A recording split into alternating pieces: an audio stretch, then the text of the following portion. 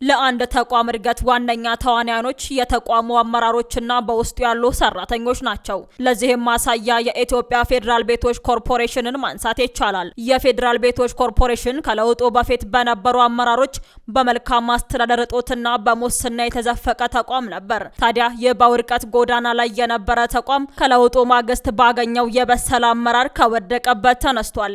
ለዚህም ስኬት የአንበሳውን ሚና እየተጫወቱት የኮርፖሬሽኑ ስራ አስፈጻሚ ክቡር አቶ ረሻድ ከማል ናቸው።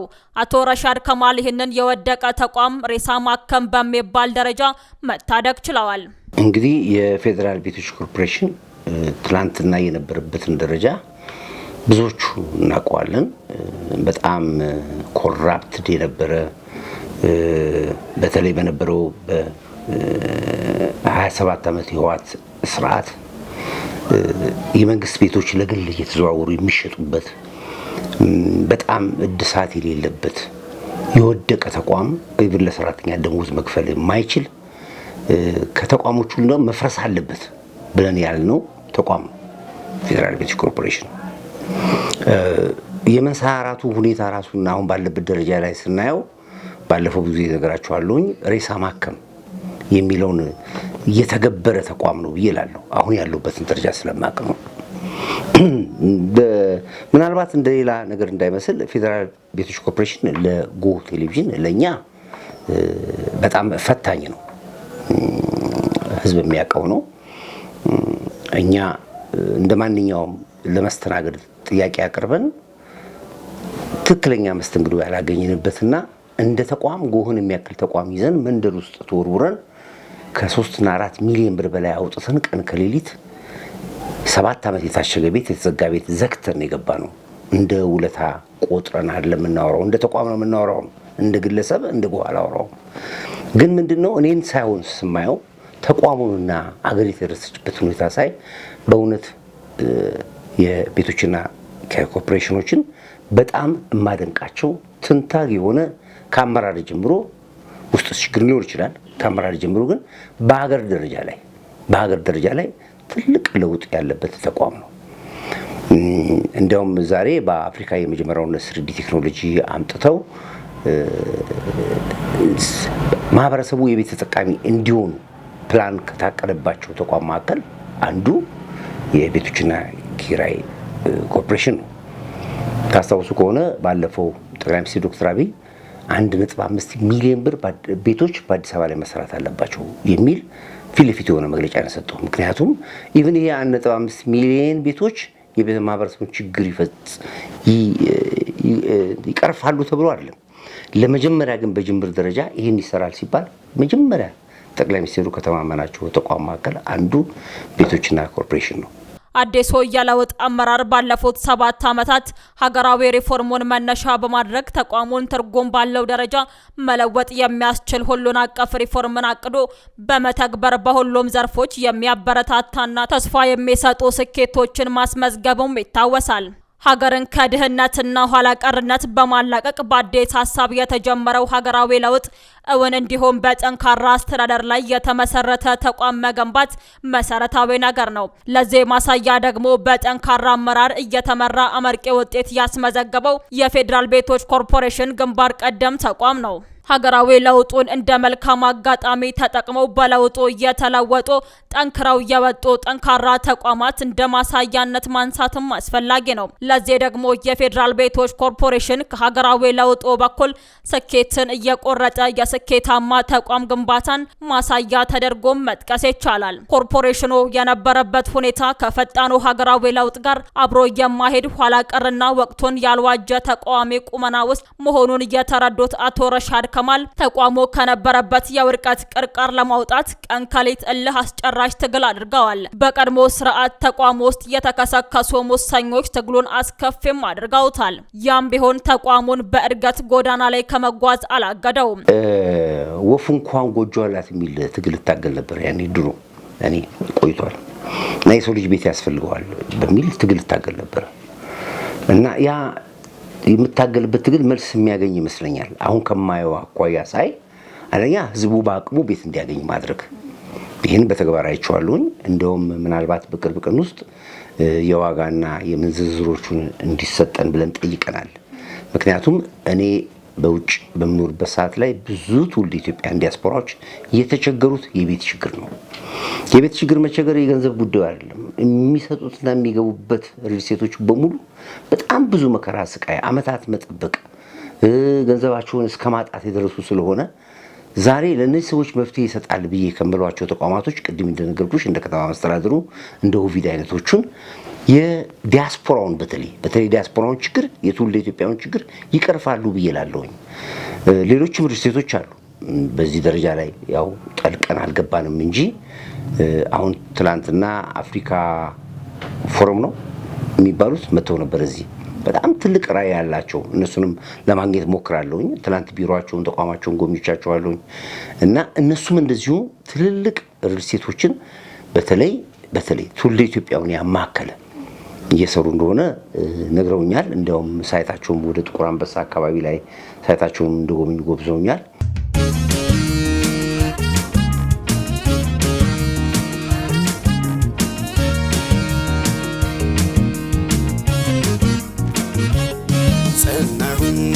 ጸናሁኝ እኔስ ለአገሬ ዋስተበቀ ሆኜ እናይበገሬ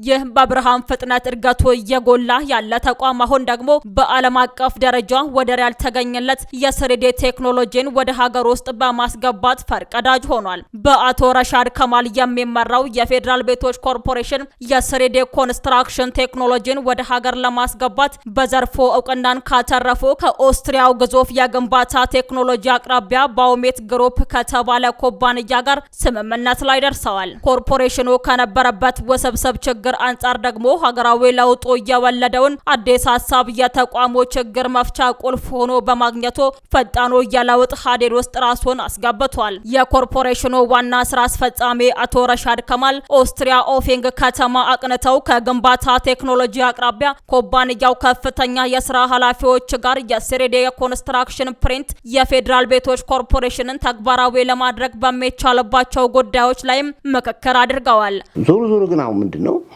በህዝባችን አቅም ደረጃ በመናገባው የገቢ ደረጃ የማህበረሰቡን የቤት ችግር ይቀርፋል ተብሎ በስሪዲ ዘመናዊ ቴክኖሎጂ በአጭር ጊዜ ውስጥ ህንጻን ሰርቶ በማስረከብ ደረጃ ላይ እንግዲህ የቤቶችና ኪራይ ኮርፖሬሽን በቂ ዝግጅት አድርገዋል። ዝግጅታቸውን አይተነዋል።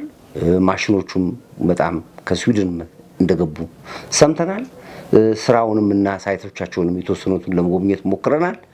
የሚመለከታቸውንም አስተዳደሮች በተወሰነ መልኩ አነጋግረናል። ወደፊት በስፋት እንመጣበታለን።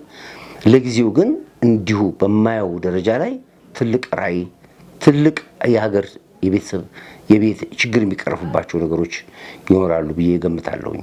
አቶ ረሻድ ከማል ኮርፖሬሽኑን ለጀመረው ዘመናዊ የግንባታ ቴክኖሎጂ ማስፋትና ማላመድ ስትራቴጂን ተግባራ ተጨማሪ ተሞክሮን ለመቀመር በጀርመን ሙኒክ ከተማ በተሰናዳው የኮንስትራክሽን ማሽንና ቴክኖሎጂ ዓለም አቀፍ ኤግዚቢሽን ላይም ተሳትፈዋል። ኮርፖሬሽኑ ከዚህ በፊት የአልሙኒየም ፎረምወርክ የግንባታ ቴክኖሎጂን ከኦቬር ጋር በመሆን ከኮሪያ በማስመጣት በስፋት ጥቅም ላይ እያዋለ ሲሆን የፕሬካስት የግንባታ ቴክኖሎጂን ከዋንኮ ኢታሊ ኩባንያ ጋር በመሆን ተግባራዊ አድርገዋል። የፌዴራል ቤቶች ኮርፖሬሽን ስራ አስፈጻሚ አቶ ረሻድ ከማል የስሪዲ ኮንስትራክሽን ፕሪንት የግንባታ ቴክኖሎጂን ለሀገራችን የኮንስትራክሽን ኢንዱስትሪ ያስተዋወቀው ሶስተኛው ዘመናዊ የግንባታ ቴክኖሎጂ በአጭር ጊዜ ውስጥ ቤቶችን በመገንባት የህዝብን ችግር ለመፍታት ቀን ከሌት ደፋ ቀና እያሉ ይገኛሉ። ይህ ምስል እንደ ከተማ መስተዳድሩ የሚሰሩትን መቼስ ያያችሁት ነው ያሉት። በጣም እጅግ የተለያዩ የኮንዶሚኒየም ቤቶች፣ የሪል ስቴት ቤቶች ብዙ ይሰራሉ እና ሪል ስቴት ቤቶች መስራት ቀላል በጣም ከባድ ነው ኮመንትመንቱ። አሁን ትንሽም ወጣ ብላ ያለው ኦቪድ ሪል ስቴት ነው ከነሱ ጋር የሚወዳደረው። በግለሰብ ደረጃ ግን ማአት ሪል ስቴቶች አሉ። እኛ እንደ ጎህ ማአት ሪል ስቴቶች ይመጣሉ። እዚህ ሪል ስቴታችን አስተዋውቁልን፣ እንዲያርጉልን ማንንም ኢንቮልቭ አድርገን መስራት አንፈልግም። ገንዘቡን ሳይሆን የጠላ ነው ስራውንና መተማመኑ ስለሌለን ነው። ግን አሁን እንደ ፌዴራል ቤቶች ኮርፖሬሽን ስራዎች ሄዳችሁ እኔ ቦታው ላይ ተገኝቻለሁኝ። ሳር ቤት የሚሰሩ ቤቶች አሉ፣ ሶማሌ ተራ የሚሰሩ ቤቶች አሉ፣ ፒያሳ የሚሰሩ ቤቶች አሉ። ወደ ቶታል በተለያየ ቦታ ላይ የሚሰሩትን ቤቶች ብታዩ በጣም የሚገርም ነው። ኦፍ ኮርስ ወደ እስካሁን ድረስ ያደርግ የነበረው ምንድን ነበረ? ቤቶችን ሰርቶ በማከራየት ነበር። አሁን ግን ተቋሙ ባለው እንቅስቃሴ ወይም ደግሞ ባለኝ መረጃ በቅርብም እንደገና ዓመታዊ በዓላቸውን ያከብራሉ መሰለኝ። ባለኝ መረጃ ራሱ ልክ እንደ ማንኛውም ሪል ስቴት በተመጣጣኝ ዋጋ ጥራቱን የጠበቀ ደረጃውን የጠበቀ ቤቶችን በመስጠት ለማህበረሰቡ ተጠቃሚ እንዲሆን ትልቅ ስራ እየሰሩ እንዳለ መረጃው አለኝ። ማስተር ፕላናቸውንም አይቼዋለሁኝ፣ ኮንስትራክሽን አቅማቸውንም አይቼዋለሁኝ፣ የቢሮአቸውንም ስታንዳርድ አይቼዋለሁ እና እንደዚህ የሞተ ተቋም ሲነሳ ማየት ለኔ ትልቅ ነገር ነው። ለሀገሪቷም ተስፋ ነው፣ ለህዝቡም ተስፋ ነው ብዬ ነው የምለው።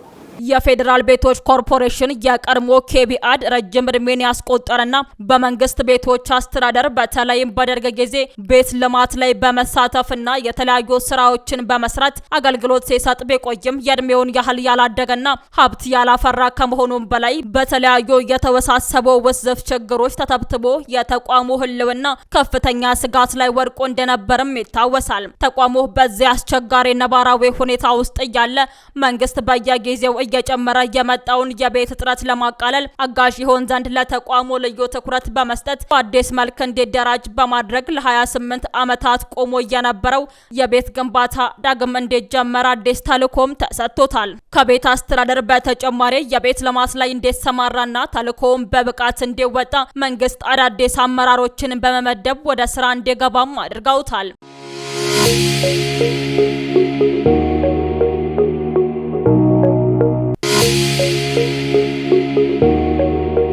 አዲሱ የለውጥ አመራር ባለፉት ዓመታት ሀገራዊ ሪፎርሙን መነሻ በማድረግ ተቋሙን ትርጉም ባለው ደረጃን መለወጥ የሚያስችል ሁሉን አቀፍ ሪፎርም አቅዶ በተግባር በሁሉም ዘርፎች የሚያበረታታና ተስፋ የሚሰጥ ስኬቶችን እያስመዘገበም ይገኛል። ይህ የተቋሙ ስኬት የተጸነሰው ከሀገራዊው ሪፎርም ሲሆን አመራሩ ለተቋሙ ለውጥ ቁርጠኛ በመሆኑ ያስቀመጠውን ራዕይ እውን ለማድረግ ያለሳለሰ ጥረትም አድርጓል።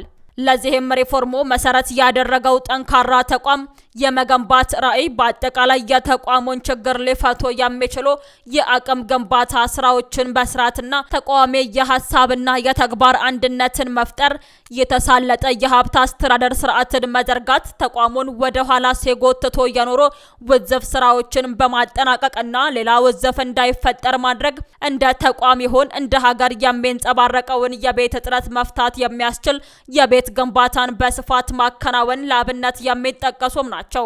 እነዚህን መሰረታዊ ነጥቦችን ለይቶ ሪፎርሙን ለመተግበር የተነሳው አመራር ስራውን መልክ ለማስያዝ እንዲረዳው የዝግጅትና የትግበራ ምዕራፎችን ለይቶ ለመንቀሳቀስም ጥረት አድርጓል።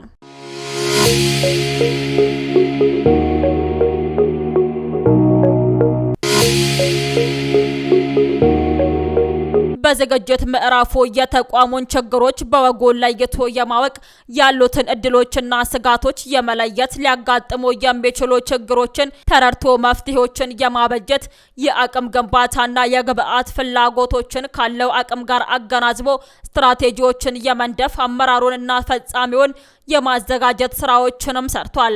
በዚህ ሂደት ተቋሙን አላላውስ ብለው የኖሩ የተወዘፉ አመለካከቶች፣ የተዛነፉ አመለካከቶች፣ የአሰራር የአደረጃጀትና የሰው ሀብት አቅም ውስንነቶች፣ የፋይናንስ እጥረቶች፣ ደካማ የሀብት አስተዳደር ቅንጅት የጎደለውና ደካማ የአገልግሎት አሰጣጥና ሌሎችም መፍትሄ የሚያሻቸው ሆነው የተለያዩ ጉዳዮች ናቸው።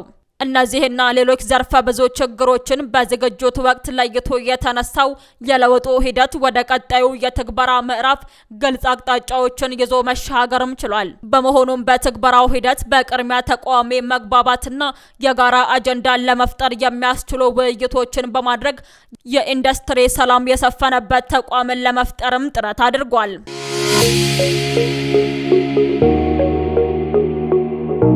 የአገልግሎት አሰጣጡን ለማሻሻል የአቅም ግንባታ ስትራቴጂን በማዘጋጀትና ስልጠናዎችን በመስጠት የተቋሙን ተልዕኮ መሸከም የሚችል የሰው ኃይል መፍጠርም ተችሏል። በመቀጠል ለዓመታት የቆዩ የቤት አስተዳደር ችግሮችን መፍታት ላይ ትኩረት ተሰጥቶ በመንቀሳቀስ የሚያስተዳድሯቸውን ቤቶች ቆጠራን በማካሄድ በአይነት በሚገኙበት አድራሻ በተጠቃሚ አይነት የቤቶቹን ደረጃና ተያያዥ መረጃዎችን ለይቶ በዘመናዊ መንገድ የማደራጀት የኮርፖሬሽኑን የሀብት መጠን ለማወቅ በገለልተኛ አካል የማስጠናት ለቤቶቹና ይዞታዎች የባለቤትነት ማረጋገጫ ካርታን የማውጣት ሰፊ ስራዎችም ተሰርተዋል። ከዚህ በተጨማሪ የኮርፖሬሽኑን መብትና ጥቅም በህግ የማስከበር ቤቶችና ህንፃዎችን የማደስ የስራ አካባቢን ምቹ ለማድረግ የዋና መስሪያ ቤትና ቅርንጫፍ ጽሕፈት ቤቶችን ቢሮን የማደስና የማስዋብ አገልግሎት አሰጣጡን ለማዘመን ዘመናዊ የመረጃ ስርዓት የመዘርጋት ወዘተ ስራዎች ተከናውነዋል። ሌላው የሪፎርሙ ዋና ማጠንጠኛ ተደርጎ የተወሰደው በአዲስ መልክ የተሰጠውን የቤት ልማት ተልዕኮም ማሳካት ነበር። በመሆኑም ኮርፖሬሽኑ የቤት እጥረት ችግርን ለመፍታትና የሀገራችንን ቀጣይ የብልጽግና ዘመን ታሳቢ የሚያደርግ ደረጃውን የጠበቀ የቤት ልማትን ማሳካት የህልውና ጉዳይ መሆኑን በመገንዘብ ጠንካራ የክትትልና የድጋፍ ስርዓትን በመዘርጋት እንዲሁም የተሻለ ልምድ ያለውን የፕሮጀክት አማካሪ ድርጅትን በመቅጠር አስፈላጊ ቢሮክራሲን በማስወገድ ከኮንትራክተሮችና ከአማካሪዎች ጋር መደበኛ የሶስትዮሽ የጋራ መድረክን በመፍጠር እና ግንባታዎችን በምዕራፍ በመከፋፈል በሳይቶች ላይ ሰፊ የቤት ልማት ስራዎችም ተተግብረዋል። ግንባታቸው ከተጀመሩ ፕሮጀክቶች ጋር ተያይዞም ቤቶቹ ተገንብተው ለአገልግሎት ከመዋል ባለፈም በግንባታው ሂደት ውስጥ ብዙ ሌሎች ተጨማሪ ጥቅሞችን ማለትም ከፍተኛ ገንዘብ ወደ ገበያው በማስገባት ኢኮኖሚውን የማነቃቃት ከ10 ሺህ በላይ ለሚሆኑ ስራ አጥ ዜጎች የስራ ዕድል የመፍጠርና ከየአካባቢው ከየከተማ አስተዳደር መዋቅር ጋር በመቀናጀት በግንባታው የተሳተፉ ተቋራጮችን በአካባቢው ልማትና ማህበራዊ ድጋፎች ላይ በመሳተፍ የዜግነት ግዴታቸውን በራሳቸው ፍላጎትና ተነሳሽነት እንዲወጡ በማመቻቸት ዘርፈ ብዙ ጥቅሞችንም አስገኝቷል።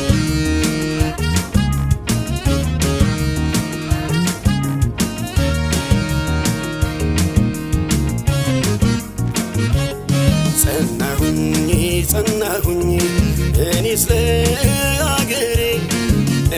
ለአገሬ ዋስተበቀ ሆኜ እናይበገሬ የግንባታ ቦታዎችን የመለየት የተሻለ ዲዛይን አማራጮችን የማዘጋጀትና ከግል ባንኮች ጋር በጋራ መስራትን ጨምሮ የተለያዩ የገንዘብ ምንጮችን በማፈላለግ የተሻለ ቴክኖሎጂና ፋይናንስ ያላቸውን የውጭ ሀገርና የሀገር ውስጥ ተቋራጮችን የሚያሳትፉበት ሰፊ የቤት ልማት ስራን ለማካሄድ ዝግጅቱን ከወዲሁ የጀመረ ሲሆን በቤት እጦት ለሚቸገሩ የከተማ ነዋሪዎች፣ የመንግስት ሰራተኞችና አመራሮች ቤቶችን ገንብቶ ለአገልግሎት ለማቅረብ ከትላንቱና ከዛሬው ጥረትና ድካም በላይ ነገን የበለጠ ሸክም እንዳለበት በመረዳት ተቋሙን የነገራይና ተልኮን ብሩህ የማድረግ ስራም አጠናክሮ ቀጥሏል። ኮርፖሬሽኑ ያሉበትን የረጅም ዓመታት ውስብስብ ችግሮችን በመፍታት በመንግስት የተሰጠውን ተልኮ ከግብ ለማድረስ ባለፉት 4 ዓመታት ብዙ የሪፎርም ስራዎችን በመተግበር የሚጨበጥና ተስፋ የሚሰጡ ጅምር ስኬቶችን ለማስመዝገብ በተንቀሳቀሰባቸው በእነዚህ ዓመታት ያጋጠሙትን ብዙ ውጣውረዶችና ተስፋ የሚያስቆርጡ መሰናክሎችን ለኮርፖሬሽኑ መለወጥ መልካም አስተሳሰብ ካላቸው አካላት ጠንካራ ድጋፎች ስለተደረጋላቸው በመሆኑም ሁሉም የኮርፖሬሽኑ አመራር አቶ ረሻድ ከማልና ሰራተኞቻቸው ምስጋና ይገባቸዋል።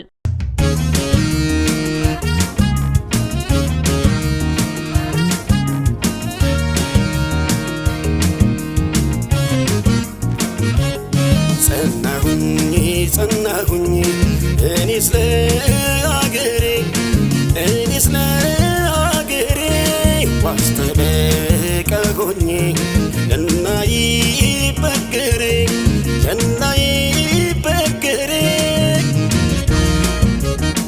ሙሾ እንዲያከትም ቅኝቱ እንዲቀየር ተንሥኡ ለሰላም ብለን እንዘምር ሐዘኗ እንዲያበቃን ቅኝቱ እንዲቀየር ተንሥኡ ለሰላም ብለን እንዘምር